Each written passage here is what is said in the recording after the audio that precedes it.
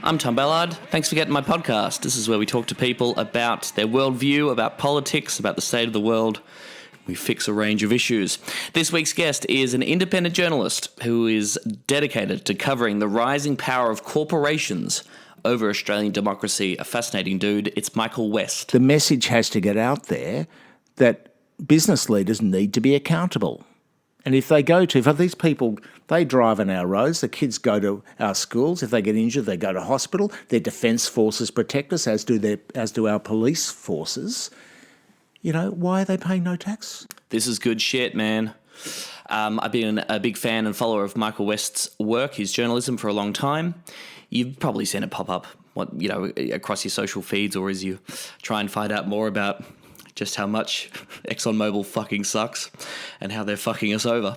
MichaelWest.com.au is his website. He posts independent journalism covering stuff like tax avoidance, political donations, the dodgy and horrifying relationship and revolving door between the fossil fuel industry and our political class. He's a journalist with a whole bunch of years' experience under his belt. He used to work at News Corp and Fairfax, was eventually sacked from Fairfax and thought, fuck it, I'm going to go it alone here and try and create a new media model and ask readers to support me in this important work that he does. This is a really great conversation. I think you're going to enjoy it. It might be a little bit depressing, but that's every week on the show. It was recorded, our interview, on the lands of the Gadigal people. I pay my respects to them and the Eora Nation, their elders past, present and emerging. This I'm recording right now is on the lands of the Kaurna people. We're rolling, baby.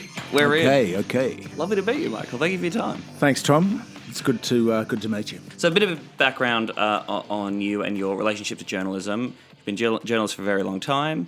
8 years at the Australian and AFR? 8 years at the Australian. I came out of stockbroking, was poached out of stockbroking, went to the Australian, Murdoch's national newspaper as a columnist. I wrote business satire, basically, for 6 of those 8 years, and then did investigations for the next 2, and then did 8 years at Fairfax. Right. And was it your choice to leave the Australian? It was my choice to leave the Australian, and they didn't take it lightly because of the sort of the blood oath of eternal hatred that the organisations, particularly News, has for Fairfax. So anybody leaving, they think is just a terrible, terrible betrayal of trust. But frankly, 8 years in any organisation is a long time, and it's a particularly long time at News Corporation. Can you tell me more about that? Do you feel comfortable? Because, totally comfortable. I mean, I see the old editor-in-chief, Chris Mitchell, he just lives up the road here, seems sort of wandering around in his shorts, and he's not as formidable as he used to be as Murdoch's top editor in Australia, but we got You're on in shorts okay. Right now. But I just need to let the listeners know. No, that's fine. Stuff. Absolutely fine. I do have shorts on. Well, I'm in Manly. We're at the beach. Yes. No, we got on okay. But there's an ideological thing, with the News Corp papers, which didn't sit easily with me. They were very good at the beginning, but when the Iraq War happened, it wasn't great. The newsroom divided a bit into sort of company men and journalists, and I think it's gone a bit crazy in the last few years, and. But there's still some very good journalists there. And when they do have to muscle up to somebody, like Macquarie Bank sued us at one point over a story that I wrote, and it was a 3-year intense court battle with QCs everywhere, both sides. And we beat them. And I don't think Fairfax would have taken on Macquarie Bank. They just would have apologised. Sorry, we made the wrong decision about that story, and here's your apology or your clarification. Yeah. But News Corp, for all the criticism levied against them, they do muscle up on sometimes on very important issues. Did you get a glimpse at how Rupert Murdoch or the Murdoch family's personal political agenda or outlook actually influences editorial? Is that real? I mean, that's what we think. That's what we look at some of these stories and the way the agenda kind of rolls out across his media empire across continents. Did you see much of that in your work? Well, it's all a feel thing. It's all very much a feel Just thing. A vibe. It's a vibe. And, for instance, no memo ever goes around. But when the Iraq War was just about to happen, we were told you don't refer to it. It came all the way down through the various editors. We don't call it the invasion of Iraq. We call it the liberation of Iraq. So, there are these things. And the way that it really works, though, it's a loyalty thing. Murdoch values people that are loyal to him, and they second-guess what he wants. And at the moment, for the past 20 years, he's been on this right-wing kick, getting further to the right, having been very successful economically or financially rather with Fox News in the US. So that's why Sky's going further to the right. But of course, it doesn't work in Australia. We're more of a centrist kind of country. So then you head to Fairfax, you do 8 years there, you're made compulsorily redundant at the end of your run there. And then, of course, since then, Fairfax has become part of the Nine Network. How do you see Fairfax's trajectory over the past couple of years, and what does it say about the way media works? Because if Fairfax was traditionally interpreted as a, I guess, centre-left publication, or took that kind of approach to issues a little bit more, that seems to be fading a little bit. What do you think? Well, Tom, very nice of you to euphemize or be euphemistic about what actually happened to me at Fairfax, because they sacked me. You're fucking fired. Okay, great.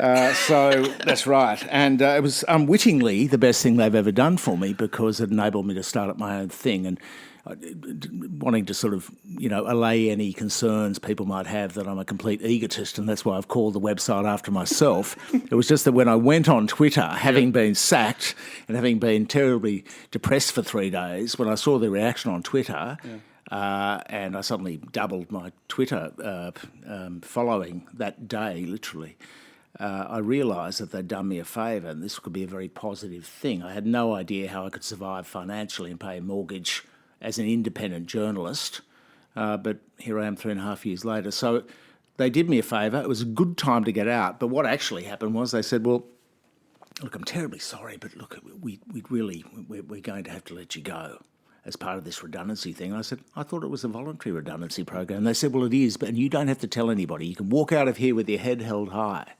And I said to these blokes, the editor-in-chief of the Herald, I said, mate, I'm not going to start lying like you are. I'm going to make it very public. And then I got threatened by the company secretary that I might lose a redundancy for if I went public, because Crikey was on the phone wanting to know whether the rumour was true. So it was quite dramatic. But my father had just died, so there were bigger things on my emotional radar at the time. It took me 3 days to get over the Fairfax thing. Went on a surf trip, came back, started this venture, and it sort of worked, but it's worked only with community support. Everybody's really backed me and said there's a niche to do this sort of stuff, to take it up to the biggest corporations in the world on behalf of ordinary people, ordinary communities, because they've got it all over the politicians. Are there structural problems with the mainstream media reporting on the ins and outs of corporations? Because News Corp is a corporation, right? So do you think there are problems with these massive institutions that run media organisations and their ability to report accurately and fairly on the kind of dealings or the kind of work that you do about tax avoidance, about the way they operate in our society and the way they corrupt our democracy in many ways, because they'd be reporting on themselves and have clear conflicts of interest? Absolutely. I mean, there's a direct, unavoidable conflict of interest with the present struggling media model. For years, for instance, in business journalism, the newspapers and their websites have been funded by advertisers. So the biggest advertisers are generally the biggest companies, not always, because you don't buy a packet of Exxon down at the local shop, or some Santos, please, sir. You say, but you do buy from Woolies and Coles and Harvey Norman and the big banks, and they're huge advertisers on free-to-air television. That's what props up free-to-air television, and it props up newspapers as well. So if you go in hard against a Jerry Harvey, for instance, you can expect backlash. When I was business editor at the Herald, Adele Ferguson had just exposed the Commonwealth Bank and the financial services scandal, and Commonwealth Bank threatened to pull their advertising. I think it was around about $6 million a year with Fairfax. So this is big bickies. You're not going to want to be the publisher that sits astride both the newsroom and the advertising department and go to explain to the chief executive how you just lost a $6 million account. And Qantas, of course, too, is a terrible whinger, always complaining and threatening to pull their ads unless journalists, did what they were told effectively. So some companies are much worse than others, and not all complain, and not all business people complain and so on, but there is a direct conflict of interest because this is where the revenue is coming from advertising. And it's got worse because as advertising shrinks, and there are fewer big advertisers anyway because Australia's a small country dominated by duopolies and monopolies, it's a small town for the people that run these newspapers. And so they had to tread lightly, and that's why the business coverage is very poor. What do you make of the current state of the ABC? Do you think they're hanging in there okay? Do you think they're doing their job properly? Well, I love the ABC, and I thought they were at the absolute zenith of their powers when they were covering the bushfires. I mean, absolutely brilliant. And without the ABC, this talk about privatising is absolute nonsense. You don't tamper with a good institution. Of course, they have their issues. I don't think they should be focusing on, life sort of fluffy type of, 9 ways to leave your boyfriend type issues. But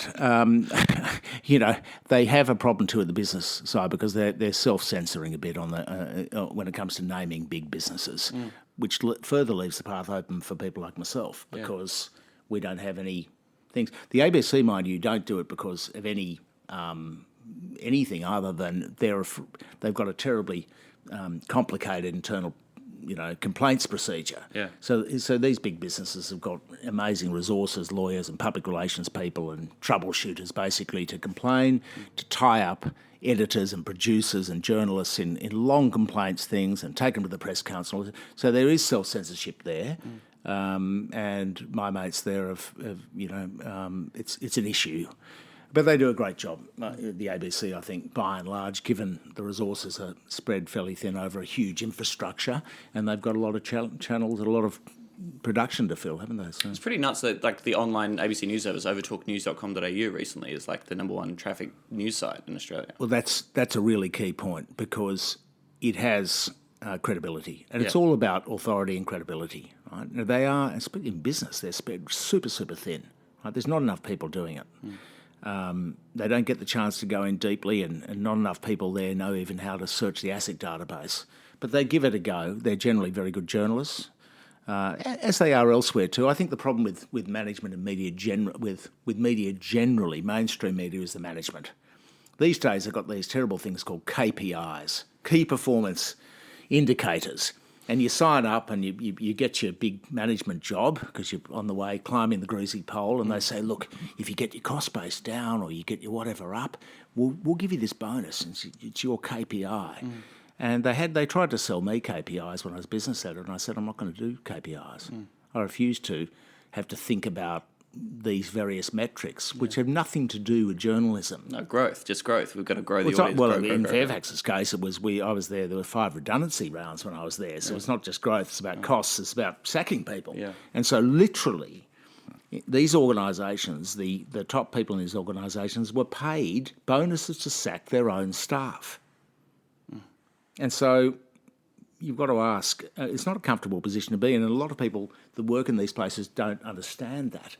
But that's a terrible model. It's a terrible model for the esprit de corps of any organisation, and I think KPIs are a toxic thing in business, in corporations generally, not just media.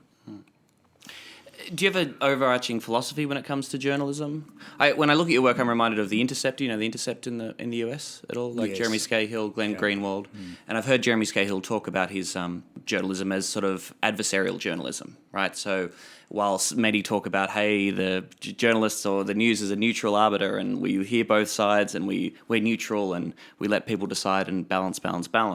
Whereas I think Scahill positions him more as the idea of journalists are against power, right? And that means, coming into covering certain issues on the idea of who are the powerful people here, who are they working against, war is bad, but working class people's interests should be secured. There's sort of, I guess, a worldview, a sort of, predisposition to certain issues as they come in to cover issues. What do you think about that? Well, I think definitely in my area that's the case. You're holding a torch to power and you're saying on behalf of other people, this is why people are paying me to do this, $5 a month or whatever it is.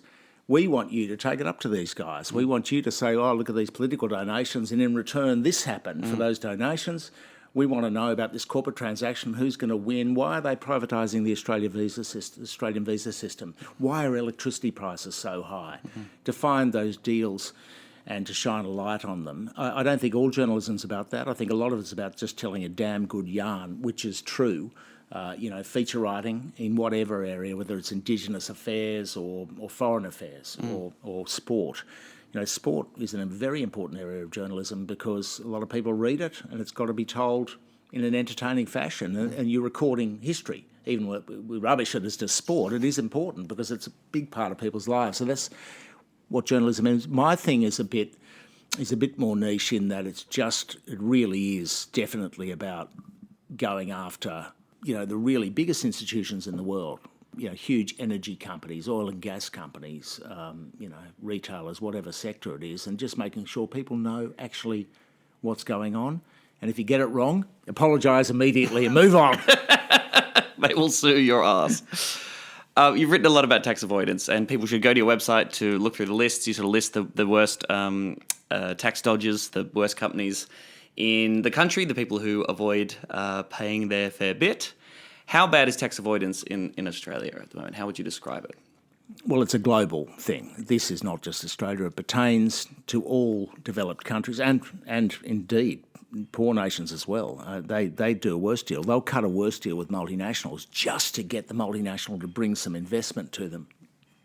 So Africa and Asia are more exploited by large corporations than we are. We have cut a particularly bad deal with a lot of them, particularly oil and gas.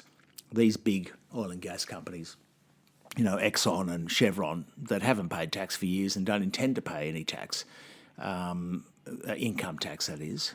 They'll argue the toss about how you classify tax and royalties and all this sort of thing. But the guts of it is, Exxon, for instance, has taken $42 billion worth of oil and gas out of Australian seabeds and soils, taken most of it overseas, and that's the money that it's got in the door, and it hasn't paid any tax, and it's done that by by a number of, it's very complicated. Obviously, it's hugely complicated. That's why tax lawyers get paid millions of dollars. But a lot of it is by debt loading or giving themselves loans from other companies they own or control in tax havens, and the interest on the loan to the Australian company then wends its way back overseas to Bermuda or somewhere. That's a big way they do it. Billions and billions of dollars of loans to themselves, to companies within their corporate umbrella. So they're used as costs, which you can use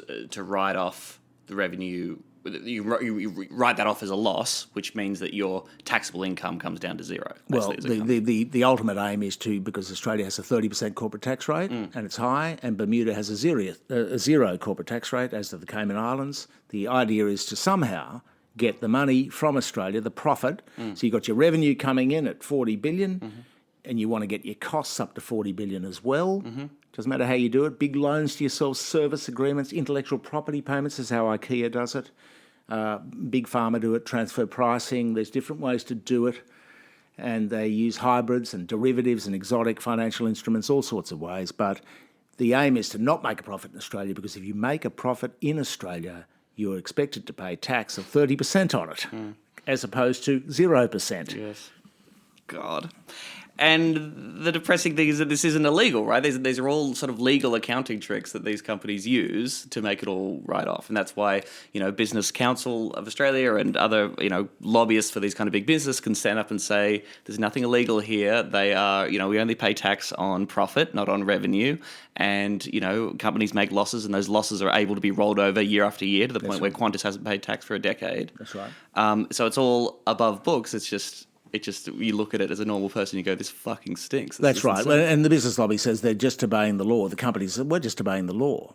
But the fact is, it's much more nuanced than that, because you're only obeying the law until the ATO spends $10 million dragging you through the federal court and doesn't get a settlement, takes you all the way and gets a conviction. Right. And, we're speaking, it's civil, obviously not criminal, but gets a successful prosecution. And what always happens is they generally always settle. Some tax cases make their way all the way through. But, when Chevron muscled up to the ATO came after Chevron, which is a gigantic global oil and gas company. And Chevron are very aggressive on the tax front. They don't pay any tax here at all, earn billions in income. They stood up to the tax. Oh, we haven't done anything wrong here. We've got legal advice from these blue chip law firms, terrific, brilliant legal advice. We're just obeying the laws. The ATO said, no, you're not. It was extremely complicated to do with the price of transfer price of money, effectively, and effectively they were borrowing at 1% on US debt markets, and they were then selling that money to the Australian Chevron at 9%.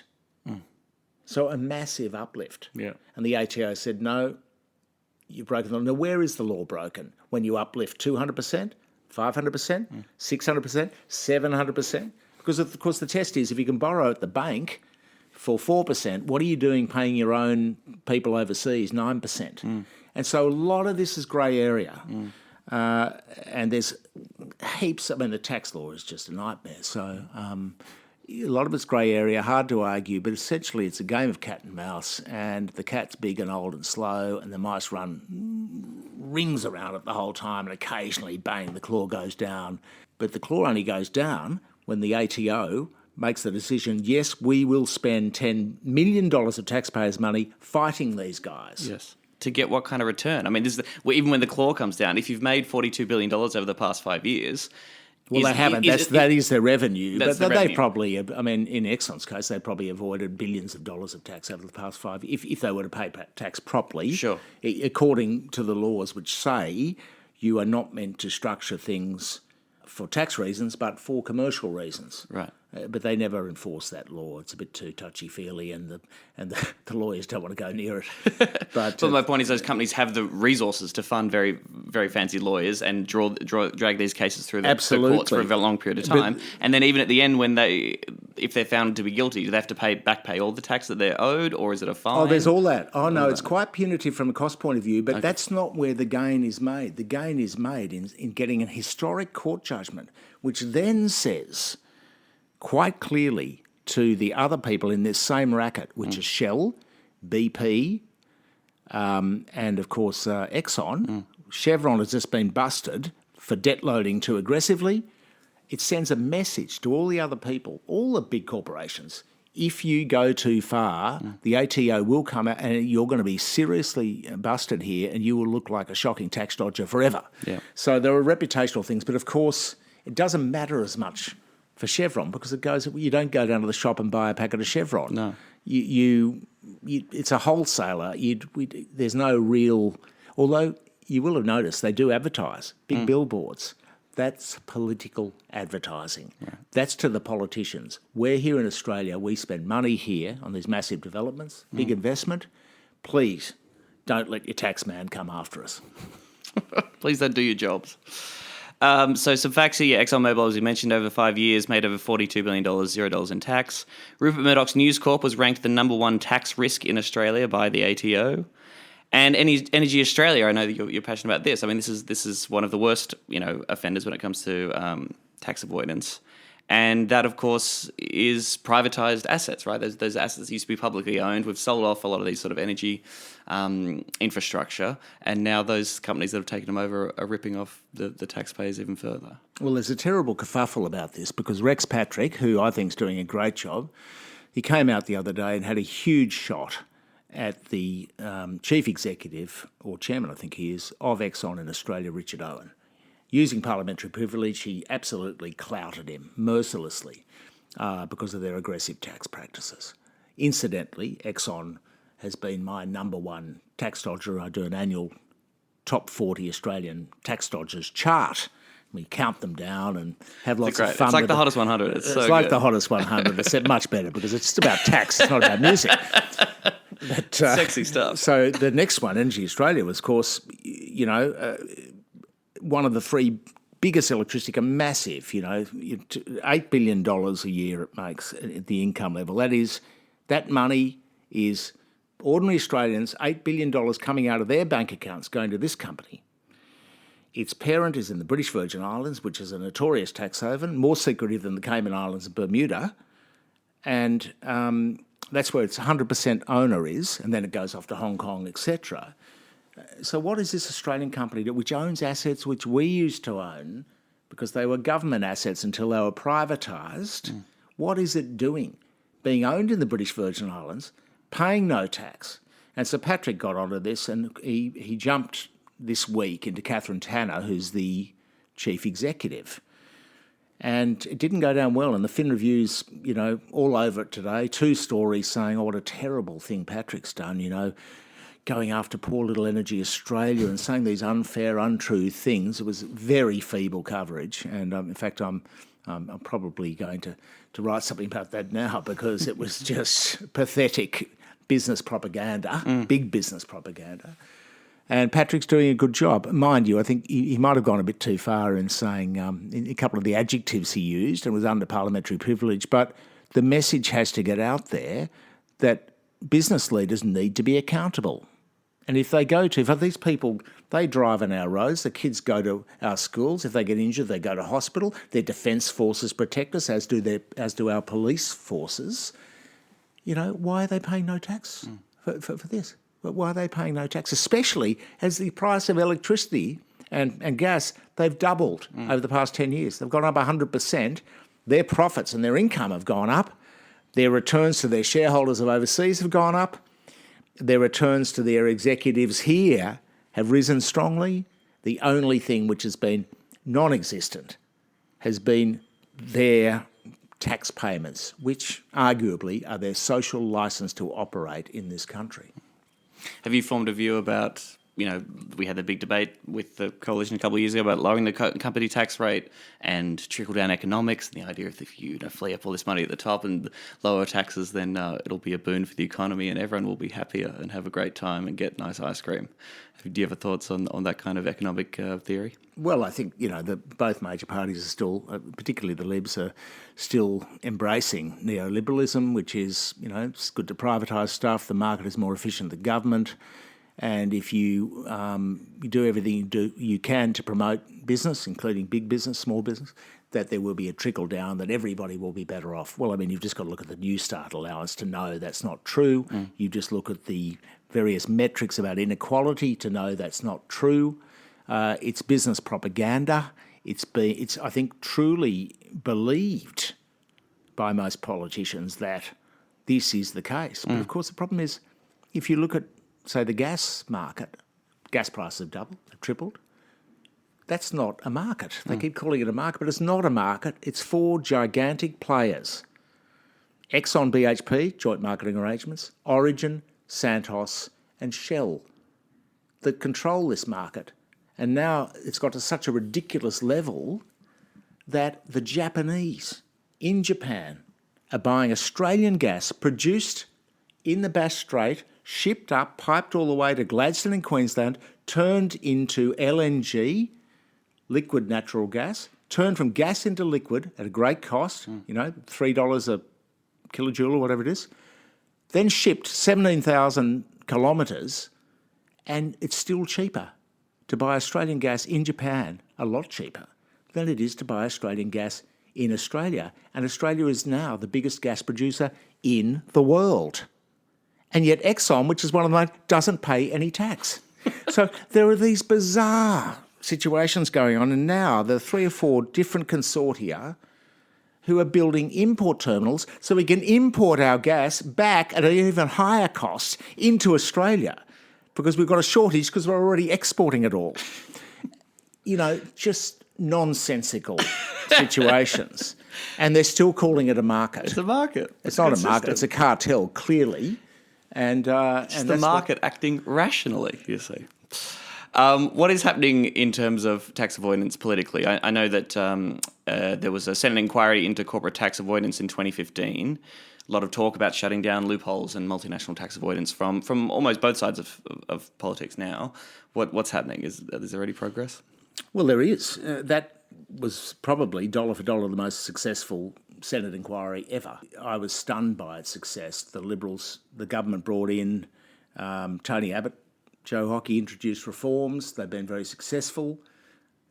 They keep on saying the problem's fixed, though. They've probably brought in an extra $5 billion or a bit more, and things have tightened up. They've gone after Google and the Facebook and the digital giants for the ruse of just shipping their it's billing straight from Zurich, or that's eBay rather, or Booking.com straight to Netherlands, or Google straight to Singapore. That lurk has been closed down slowly, so more money's coming in. Excuse me, they're going after the oil and gas giants. It's become a thing. Used to be a badge of honour to avoid tax. Oh, what a wonderful, what a sexy thing this double Dutch Irish sandwich is. Wow, how fun is that? Oh, they send it around the world. Now it's just seen as a scam. So there's changing community attitudes. There's greater knowledge of the subject of tax fairness, and people say to themselves, hang on, why am I paying income tax at 30% when Exxon is paying at 0%? This is a real thing. People are onto it. And so what has happened here has been the perfect thing. Community awareness has driven, partly through media, partly through just general people getting onto it. That has driven political response, which has been to bring in new laws. There's been a number of new laws. The best, of course, is transparency. Now that we get this thing that I base my top 40 tax dodgers on, once a year a list comes out. And you can't argue with that list because there it says Rupert Murdoch News Corporation, $13.8 billion income, total income, 200 odd million taxable income, tax payable, 0. That big donut there is a number that they cannot argue against. So once a year we have this one number, and they might have all sorts of excuses for it. Oh, it's tough times or whatever. But the fact is we now have a number. So all that awareness is led to changing the laws. There's billions of dollars. My sources at the tax office say there's behavioural changes in the way that big companies are viewing this thing, Energy Australia being one of them, obviously, because it's begun to pay tax. People are going, we don't want to be seen as a tax dodger. We don't want to be ridiculed for being a bad corporate citizen. It's now become an issue for management and for the top executives and for the politicians too, because they don't want to be embarrassed by getting donations from big companies that don't pay any tax. They're still quite happy to take a lot of donations. I mean, the AEC's disclosures came out at the end of January from last year. This, again, insane system where we get the disclosure of who donated to which political party after an election about a year on, which is really helpful. Even later than a year sometimes. Even later than that? They're terribly cheap too, aren't they? They're so cheap. The Liberals declared $22.6 million in donations, Labor $18.2 million. Total receipts, which include all donations regardless of the $13,000 reporting threshold, other payments, returns from financial investments and loans, amounted to $165 million for the Liberals and $126 for Labor. So, that's the kind of money that's flowing in there. The biggest fossil fuel donor to the major parties was Woodside, Australia's biggest LNG exporter. It gave $135,000 to Labor, $136,000 to the Liberal Party, and $11,000 to the Nationals. Little treat there for the Nationals. And, the biggest donor to the Liberal Party was the property baron, is about $4 million paid over in instalments. Anthony Pratt continued to give generously. His company, Pratt Holdings, gave $1.3 million to the Federal Liberal Party and $1.38 million to Labor. The Hotels Association gave $1.53 million, the vast majority of which went to Labor. And Labor took $321,000 from the Pharmacy Guild. There's a lot of money flowing into politics, right? And it's insane to me. How does this continue to happen, that political parties can just take these massive amounts of money from people who clearly have political interests in how things play out? Well, neither Labor nor the Libs or the Nationals have any incentive to shut it down. But it contaminates politics. It just erodes public confidence. They will have to address it at some point. Hopefully a federal ICAC will come along, but there's a couple of points to be made about this. Real-time donations would be good to see so people can see what is coming up before an election. Even then, under the current laws, we only probably see 30% of the money that flows to political parties. And we don't get a direct vision of it because the political parties themselves, the Liberal Party treasurers, the Labor Party treasurers, they don't have to publish accounts. So nobody can see where they're getting their money from, where their money's going to. You might get money coming in through the Tasmanian branch of one of the parties, ending up in Queensland. Who knows? There's no related party transactions disclosure. Everything is about disclosure. If people can see what's going on, they can figure out the scam. It'll be all over Twitter in a city second. But of course, there's no disclosure, and the major parties want to keep it that way. The other point to be made is there's no need for them. The rationale has been, we need to fund democracy. We don't want to be giving more public money to political parties, but of course we do. They say we need money to be able to campaign, to get our messages out there. We don't, because we've got social media. Anybody can get on social media now. If you already have a profile, if you're a politician, people will look at what you're saying on social media for free. It's free to get on Twitter. It's free to get on Facebook. You don't need it in this age. You don't have to buy newspaper ads anymore. People don't read newspapers much. Certainly nobody under the age of 40. So really, there's no rationale for it. It needs to go. It needs to go because the most damaging thing for democracy is that there's a stasis in reform. They can't do anything because the minute they try and do anything, these politicians, they've got lobby groups all over them, crawling all over them. The anti-terrorism, the money laundering and counter-finance terrorism laws, they were meant to come in. The second tranche was meant to come in 10 years ago, in 2008, 12 years ago now, because the first tranche has come in. So banks have to report where they're getting their money from. Is it from Al-Qaeda or ISIS or whoever, or is it from some drug dealer? They've got to report, mind you. Westpac's latest world record-breaking money laundering scandal shows that they don't give a damn anyway, but at least they're required to. And then you've got these laws being delayed. And I ring up once a year the Attorney General and say, how's that AML-CTF law coming along where, because all the black China money, that's a big part of it. Driving up property prices so young people can't get the property market simply because the politicians are getting donations and pressure from lobby groups. I mean, it's an outrage, but nobody's much onto it. The media's, particularly some parts of the media, driven by property reporting and property, they're financed by property. The older people who've got property, they don't want to see any change. They want to see the prices continue to be squeezed upwards so, they make more money. So everybody acts from vested interest. I mean, I get that. But certainly there's a stasis in reform because lobbying is just too pervasive. There's too much money in politics. People don't trust politicians anymore. They haven't got a licence to go and make big reforms because people and when... the franking credits thing, for instance, which is a preposterous, just payments for people that own shares. Well, they tried to get that up, the Labor Party. They got shot down with a fear campaign about a tax on the elderly. Well, it wasn't a tax on the elderly. It was a proposal to remove a subsidy for rich people. Now, you could have capped it. Don't worry about the poor people that rely on it. You could have fixed them up somehow. But there are people like Dick Smith. What did he get? He got millions out of this thing, just payments from the government because he had no other income rather than bank dividends or dividends on blue chip shares. Yeah. So he gets payments on top of that. So the mainstream media not only missed it, they didn't understand it, but they ran this line of, it's a fear campaign. And so... And it's insane, right? The politicians have to defend these donations by saying they don't influence our politics and it's not a bribe and we don't, it's not like, this company gives us money and then suddenly we do all their bidding. And then you sort of say, well, then why have them? Why have them? And then, well, of course, or why not have publicly funded elections and actually take the profit motive out of it? And we just say, look, yes, it will cost the taxpayer slightly more, but you restore some integrity to the system and just sort of say this is the money that's spent on the election every time and the party with the most money isn't going to necessarily win. And the party... Because these companies are paying... It's not like the companies are really ideologically wedded either way. They'll pay $1 million to both major parties. So whatever outcome of the election... They're still in the pockets or still owed something by... Well, they're in the game. They're in the game, but there's even a more venal situation. The biggest winners from government consultancy contracts are the big four consulting audit / tax advice firms, which are EY, PwC, KPMG, and Deloitte. Global, most influential, powerful enterprises in the world. And of course, no transparency. None of them publish accounts anywhere. Totally untransparent. These companies are the biggest recipients they're among the biggest donors, collectively millions, to the major parties. I'm not quite sure about states and so on, but certainly at the federal level. And they get $700 million plus now a year in, can you please advise the Defence Department on this contract or that contract, on basically paper shuffling. Yeah.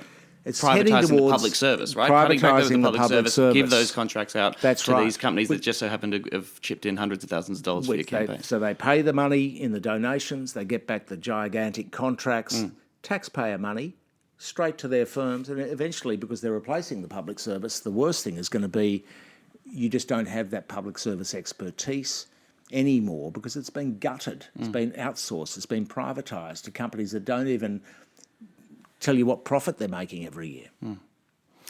And of course, the huge issue with these donations and this kind of relationship is when we come to action on climate change and the influence and corrupting influence that the fossil fuel lobby and companies have. I mean, not only are they up there as the biggest tax dodgers, as you've reported on extensively, they're also chipping in huge amounts of money to our political parties. The Federal Liberal Party accepted two donations of $50,000 from Adani Mining. Just straight up, this is a company clearly has a vested interest in the approval process going through. It's chipped in $100,000 to the Federal Liberal Party, and that's just disclosed a year after the election, and now we know that. As the Carmichael Rail Network has also chipped in a bunch of money as well. The massive one, of course, is Clive Palmer's mineralogy company giving himself $83 million to the United Australia Party, the single biggest fossil fuel donor, obviously, just because of his massive wealth and his ability to do that. And analysis from the Australian Conservation Foundation found a further $1.89 million in fossil fuel donations to Australian political parties.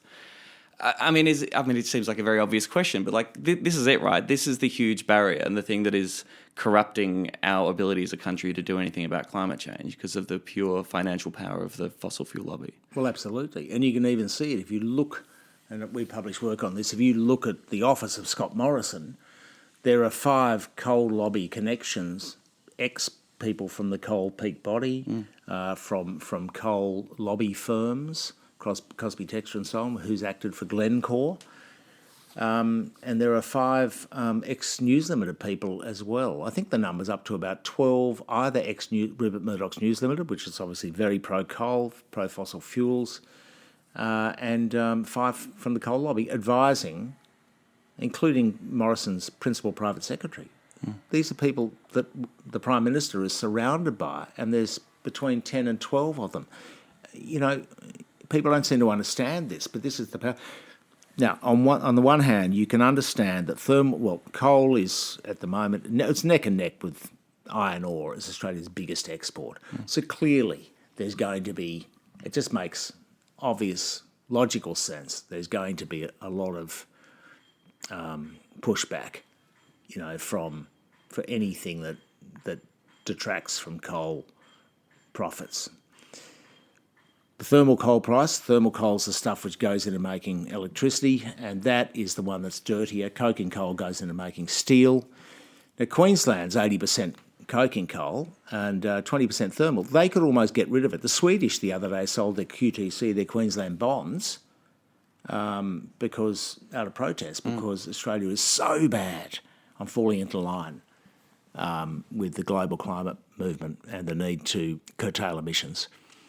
But you can see there is incredible amount of money in it. At the same time, I think all these coal people are getting in early because they know the game's over. It's ending, and these assets are going to become stranded assets, and then they're going to become holes in the ground, which somebody is going to have to pay to rehabilitate. And that's an area which not many people are looking at. It's going to be a huge cost to the taxpayers to rehabilitate all this stuff eventually. There are bonds and so on that have been paid by some companies, and there are arrangements, but they're not going to be enough to stop the earth from being contaminated too much in the future. There are all these issues. I think this is the big battleground. It's going to go on. This year, of course, gas is going to be huge. There's a big push on now to frack the Beetaloo Basin in the Northern Territory, the North Bowen Basin and the Galilee Basin, with Adani to start fracking that as well and to get some coal out of there as well, besides the Carmichael mines. So Gina Rinehart's there, Clive Palmer is there as well. They want all these provinces opened up. The Labor Party is just as bad as the Liberals on gas. There's extreme lobbying connections in there. They were the ones responsible, in fact, for the whole LNG boom, which has turned to a bust. And that's the reason we're paying such high prices for gas. So it's not just the Liberals and the fossil fuel department. What most people don't understand is that gas emissions, gas is almost as toxic for the atmosphere as coal. So gas is often presented as a transition fuel, but my understanding is, first of all, the process of fracking itself is fucking poisonous and people get flames coming out their taps and what have you. But also, the emissions that result from extracting that gas and getting that gas, is awful, is terrible, right? So if you're worried about reducing emissions, gas is not. Well, that's why the coal people should have called it natural coal. Right. They call it natural gas. It's just got a nice. It is good. Liquid It's natural. gas. Yeah, It's yeah, natural. It that's is right. natural. So coal's natural too. Well, they Yes. call it natural coal. Yes. They call it clean coal, of course, but nobody believes that. It sounds too ridiculous. I mean, I'd be interested in your thoughts on this. I've said this before on the show. Obviously, we have this huge financial interest and these material investments in the status quo, in things carrying on as they are in the fossil fuel extraction industry happening. But then also, it seems to have gotten so stupid that the renewable energy debate, for example, has entered sort of culture war territory. And you get some people like Craig Kelly who seem to genuinely believe that renewable energy is un-Australian, and there's some kind of it's like a leftist agenda. It's connected to gender fluidity, and it really does seem to be placed in those kind of terms. You see it on Sky News all the time. Do you find that remarkable that for some people who clearly do have a financial interest in the fossil fuel company carrying on as they are, but then also our conversation seems to have moved to a point where it's kind of battle lines in the culture war? Oh, absolutely. I mean, the culture. Well, that's another issue, really, isn't it? We could rabbit on about that for days. I mean, but these things are conflated. The gender issues, progressive versus conservative, the renewable thing. I mean, they're all conflated, and then there's the abusive, insulting terms around it: the right-wing nutjobs, the leftards, and the far left. But it's not far left; it's normal people. Yes. And the far right. Well, it's not quite far right because that's insinuating something a little bit further. But the hard right. Yes. So I mean, these are real. The culture wars. It's a real thing, and people just don't think unilaterally like that. It's not nuanced and it's not helpful to the national debate and all the insult. I mean, Sky News clearly is regarded widely as a bit of a joke. Not enough. Except in fucking Canberra, man. They all watch it there. Well, I've been to Queensland, the Parliament House, it's on the TV. Every Qantas club has Sky News blasting. That's Well, where they those love to people watch hang out. themselves on Sky News, watch what their opposite numbers are doing, but it's ridiculous. Sky News got a small audience, and frankly, I don't know why they're all so obsessed with it. It's just, is it something to do with people are obsessed with media because the audiences are small? They should have the ABC on in the lounges and so on. It's ridiculous, and allowing them into the regional areas. Like I saw Scott Morrison. I was down the coast in a motel. And I just turned the telly on. There's Scott Morrison, and he's interviewed by some late night host on Sky. And I'm going, so nobody else will see this. I never heard of it anyway. Nobody watches it because people just don't bother subscribing. Yeah. Right? And so here he is. He should be getting the message out there to everybody because he's the Prime Minister, yes. and he's just giving it because he knows the guy on Sky News is going to ask him nice questions about the Cronulla Sharks, yes. And it was, frankly, it was amazing. I think it's disgraceful. The whole media manipulation game, it really is a worry. And the culture wars, they're another reason for the stasis in reform. Anything changing, yeah. Finally, Michael, thank you very much for your time. This has been great. Bigger picture stuff. You're looking at the corrupting influence of money across the political system. You describe yourself as the rising corporate power over democracy and how that affects our political system and by extension our lives. Do you have a general analysis or a take on capitalism itself, the economic order? You mentioned neoliberalism there, but do you think that these situations, these problems that we're facing, are an inevitable consequence of capitalism? Yeah, well, ultimately, if you do have perfect markets, I think, you need a safety net. You don't want to be doing this. Everyone can pull themselves up by the bootstraps nonsense because that's just not reality. I mean, I do get compassionate conservatism, but unfortunately that seems to have gone right out the door. It's just sort of neoconservatism now, isn't it? Everyone's out there to the right, way out there to the right. Neoliberalism, rather, Tom, has got to change because it's just not working, and people are on to it. Equality. The rich are getting richer, the poor are just flatlining.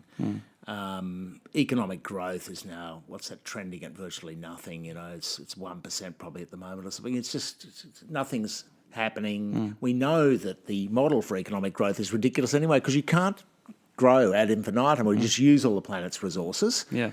Population is something which nobody's addressing. They just want to steer clear, just don't talk about it. If you look at growth, if you strip out immigration, this is the paradox of the government's policy because they're relying on immigration to get economic growth up. Yeah. But at the same time, it's this sort of slightly xenophobic sort of, policy from Dutton, etc. on. So there's all sorts of paradoxes there. They've got to keep the fear campaigns running in the media about whatever the latest thing is. Islamic terror, thank goodness, that seems to have sort of died a little bit and so on. But, things aren't in proportion.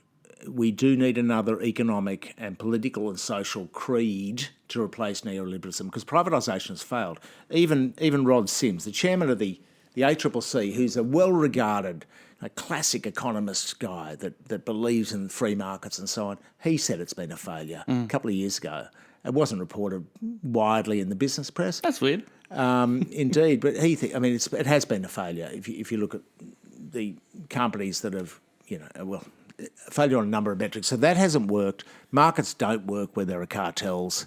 There needs to be a safety net for people. So there has to be another ideology or another creed, another political creed, and neoliberalism is still hanging on for grim death, and nobody's come up with an alternative. So the minute somebody comes out there and says, look, this is the way we should be doing things, and if, in fact, the climate situation is getting to the point where that will help force change because we're living in an increasingly small, tighter global community where the actions of other people affect our actions, the Chinese situation, for instance. And so there will have to be another political ideology, but nobody has enunciated one yet that other people are flocking towards and embracing and saying, this is the way we need to go in the future. Bernie Sanders is having a crack. Do you like Bernie? Are you a Bernie bro? Yeah, I don't mind Bernie. What's the choice there? There's not a lot of choice. You've got Trump there as well, and I mean, you'd have to, Trump is dangerous in my view, and just crazy. I mean, you still, even the words President Trump still, you get used to anything after a while, don't you?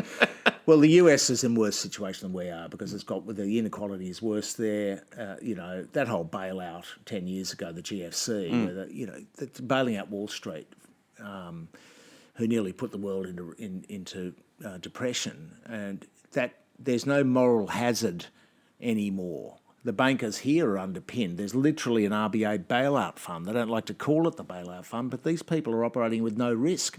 That's not a real market. If you can't go broke, you are not in a market. You're a quasi-government. You don't need to pay yourself $10 million a year anymore either, mind you. The executive salary thing for bankers that are effectively in a political job, yes. What's going on there? Capitalism? Well, it's not capitalism.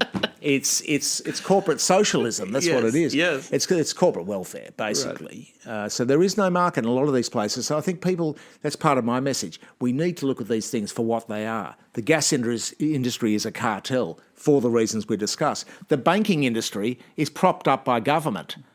So they don't need... They need to be, and regulators need to do their job. We need a federal ICAC, a Commonwealth Integrity Commission, whatever you call it, because nobody trusts the politicians anymore. And when you don't trust the political process, there is no reform. So the big decisions aren't being made, and they won't be made until the community, as we were talking before with the tax fairness stuff, gets onto it and goes, we demand this now. Because ultimately... you get your chance to vote once every 3 years and you walk in and that's when you're wearing the boot once every 3 years on a Saturday morning. For the rest of the time, somebody else is running the show, but politicians ultimately will listen to voters if it's their survival at stake. So when there's community awareness and demand for change, there will be change. Well, that's a hopeful note to finish a very depressing conversation. Thank you, Michael. This has been great. People can support the work that you do and become more informed and more engaged through michaelwest.com.au. You don't take any advertising money? You don't take no advertising money, and in fact, some people that support me don't even like to read it because they find it's too depressing, Tom. I just can't stand all these big corporations doing us the whole time and all this sort of thing, and I don't want to know about it, so they just say, look, we'll back you like the local footy team anyway, we'll just give you $5. And so, but look, somebody's got to do it, and there's a market out there. People are reading it because it's important and there's a gap in the media, and things have got to change. Yeah. Thanks so much, man. Thanks for your work and thanks for your time. Thanks for having me on. Thanks West Michael, michaelwest.com.au is the website. That's this week's Cause of the Week to support his journalism. It's vital that you do. I also really recommend you watch a short film that I've linked to in the show notes, Dirty Power, Big Coal's network of influence over the coalition government. That was a collaboration between Michael and Greenpeace. And it's sort of like big spider web stuff. It's not a conspiracy theory, it's all backed up. And it's just clear that there are people walking from News Corp into the Liberal Party, into the fossil fuel industry, round and round it goes, and nothing fucking changes. Until we rise up and do something about it. Hey, Brisbane, I'll see you next week for Grandiloquent. Melbourne, buy your tickets too. I hope you're okay, coronavirus-wise. Please wash your hands. Everyone wash your hands, don't touch your face, and come and see Tom Ballard perform comedy. Some great episodes in the can too that are coming your way. Mr. Caleb Bond has been a guest on the podcast. I've recorded that chat with him. Conservative commentator from Adelaide. That's coming to your ears in the coming weeks. Oh, and fucking Andrew Denton as well. We're doing a live show at the Comedy Festival, live on stage, me chatting to Andrew Denton, the guy from Enough Rope, the guy from a million TV shows, the sort of producing genius behind shows like The Gruen Transfer and Reality Check, that show that I did. And he's also been campaigning a lot for Dying with Dignity laws. Andrew was a very generous man, fascinating man, and I'm really interested to talk to him about satire and his political activism. So that show is actually filling up. Make sure you book in tickets to that to see it live on stage on a Saturday afternoon during the Comedy Festival. All right, I love you. I will see you soon. Goodbye. This too will soon slip out of reach. This too will soon come to an end.